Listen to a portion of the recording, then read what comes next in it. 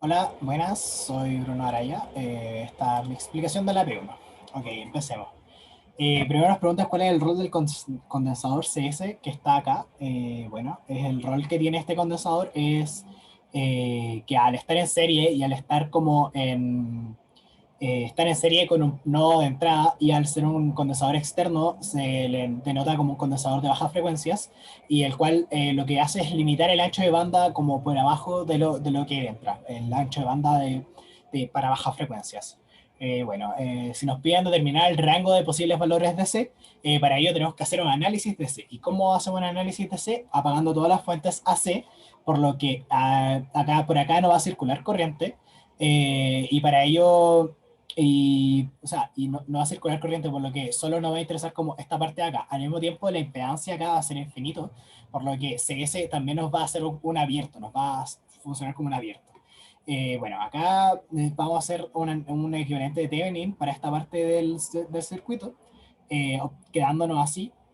Y al final nos va a quedar estas expresiones para RT y RVTH.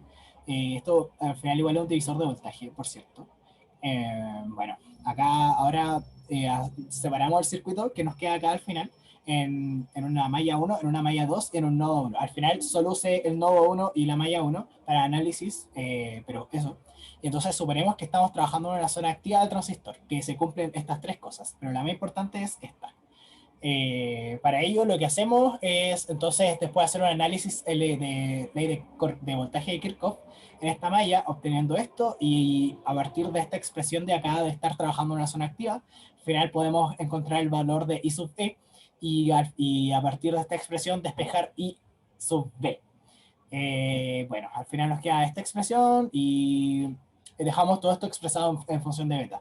Y ahora para conocer el V out, hacemos un análisis en el nodo uno, que al final nos queda todo en función de IC.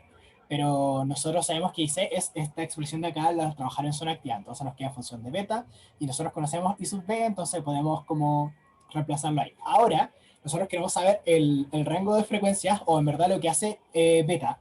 Y bueno, nosotros analizamos metiéndole beta igual a 50 y beta igual a 200. Para beta igual a 50, nosotros tenemos que el voltaje de salida va a ser 6.6, bla, bla, bla.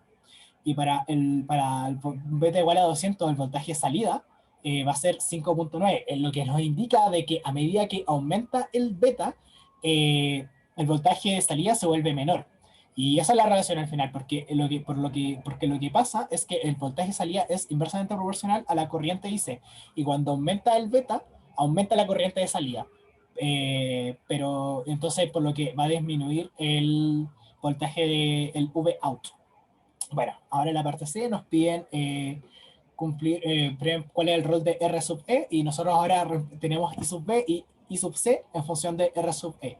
Por lo que al aumentar el R sub E, la corriente IC disminuye. ¿Por qué? Porque está dividiendo. Entonces, lo que nos genera de que, como le explicaba antes, de que IC aumenta, el V out disminuye. Entonces, si es que aumenta RE, IC disminuye y aumenta V out y nos queda hasta el final por esta expresión. Entonces al final podemos inferir que es un regulador de voltaje de la salida. Así funciona, como un regulador.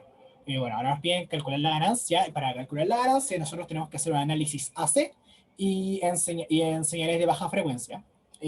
Por lo que lo que tenemos que hacer para un análisis AC, tenemos que apagar las fuentes y analizar los capacitores. Como nosotros notamos que este es de baja frecuencia el CS, entonces lo cerramos. Así, eso es lo que cumple cuando tenemos un capacitor de baja frecuencia.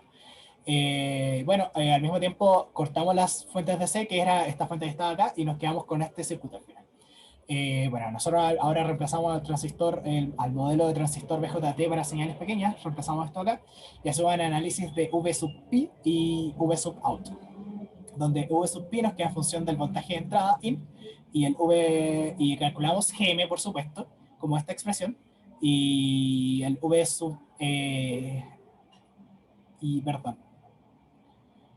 Y ahora, y eso, volvemos ahora al V sub Pi y acá reemplazamos como en el análisis del nodo uno donde que nos queda de esta forma. Entonces acá tenemos V sub Pi en función de V sub In, entonces ahí podemos calcular la ganancia que es de esta forma. Para la E nos piden calcular la señal de entrada, y bueno, nosotros sabemos que la señal, lo que estamos haciendo durante todo este ejercicio ha sido analizar de forma AC o DC. ¿Por qué? Porque el voltaje de salida va a ser la suma, por principio de superposición, va a ser la suma del voltaje DC y el voltaje AC. Es como del análisis AC y del análisis DC. Entonces, al, al nosotros ya haber hecho un análisis de C, solo nos queda como reemplazar por B. Nosotros solo vamos a reemplazar los valores para un beta ya específico, que dije que era 100 por acá, que es con el que empecé a trabajar, para poder más que nada tener valores fijos. Y bueno, y ahora para el voltaje AC, es simplemente reemplazar y multiplicar por GM. Entonces al final nos vamos a tener que V sub out de esto, más el V sub DC va a ser igual al voltaje out. Y ahora, para la parte F, que es la más importante en verdad, nosotros tenemos un transformador acá de 120 a 12. Nosotros vamos a querer rectificar la línea. ¿Por qué? Porque el transformador nos está dando una fuente AC y nosotros la queremos DC. Entonces, ¿cómo la podemos rectificar? Yo propuse un rectificador de onda completa hecho por puentes de rectificadores o un puente de diodos, que también se le conoce, con carga RC. Bueno, lo que tenemos que hacer acá es que nosotros sabemos que es una rectificación de onda completa, por lo que el periodo de descarga va a ser T medios, cuando T es el periodo, y como tenemos que T es 1 partido 50, porque es 1 partido por F, entonces T medios va a ser 1 partido 50 partido en 2. Bueno, siguiendo, nosotros tenemos que la expresión de la exponencial de caída es de esta forma, si es que nosotros rectificamos, decimos que es una recta, la parte donde está como decayendo, se puede escribir de estas formas, y esto es más que nada para aproximar, porque se aproxima bastante, donde nosotros vamos a decir que el voltaje máximo va a ser el de 12 volts, que es el que no entra, que va a ser el voltaje peak to peak, y el voltaje mínimo va a ser dado por el voltaje en T medios, que va a ser expresado en esta forma. Luego nosotros, como estamos trabajando en señales pequeñas, nosotros podemos decir que el periodo va a ser muy, muy, muy chico y al final podemos conocer el voltaje mínimo como este valor. Luego, reemplazando en la fórmula, vamos a tener que el voltaje RBP, el voltaje del rizado peak to peak, va a ser de esta forma y el voltaje DC va a ser de esta forma, solo reemplazando ecuaciones. Esto también es reemplazar ecuaciones. Y ahora nosotros tenemos R. Nosotros queremos que R sea menor que 0,03, que el 3%. Por lo que nosotros vamos a tomar el valor de R igual a 0,03 y vamos a ver cómo reaccionan sus resistencias y su capacitor. Y nos dice que tenemos que cumplir esta relación. Entonces podemos inferir que para cualquier par como que cumpla esta relación de RLCL que cumpla esta relación, entonces el voltaje rezado va a ser igual al 3%. Y como nosotros queremos que sea menor o igual que el 3%, si es que el R aumenta al mismo tiempo que el C aumenta, el voltaje rezado va a ser menor o igual a 3%. Bueno, eso ha sido todo. Muchas gracias.